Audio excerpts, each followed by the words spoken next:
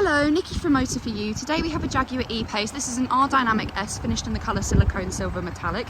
This car comes with one owner from you as well as a part Jaguar service history. If we take a closer look to the car, you can see just coming around the front bumper here we have front park distance. If we then go around to the side, you can see that we get 19-inch alloy wheels on this car. If we then start to make our way around the rest of the car, to the rear of the car, as we come round, you can see that we have rear park distance. And if we then open up the boot,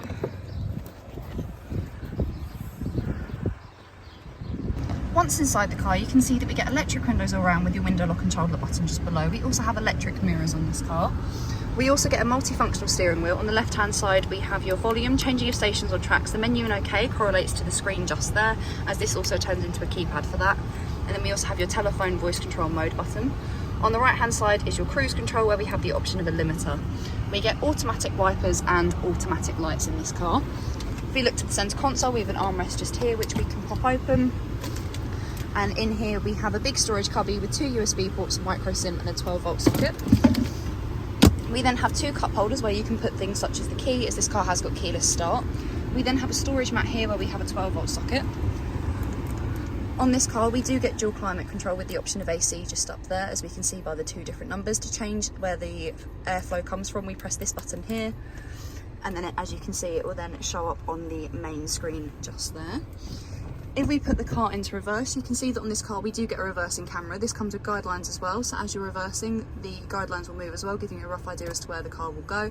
We also have a visual representation just there of the front and rear park distance.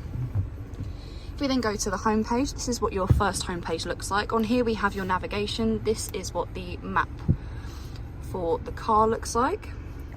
We can then go to the media app, where on this car we get the different bands of DAB, FM and AM.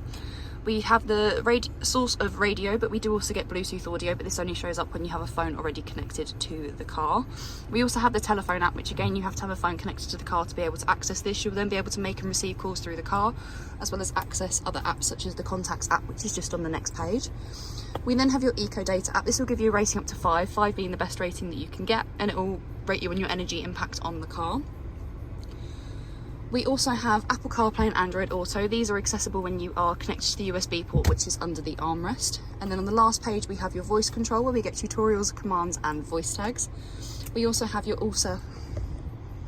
surface information, where we get your driver information as well as your JDC information just there as well.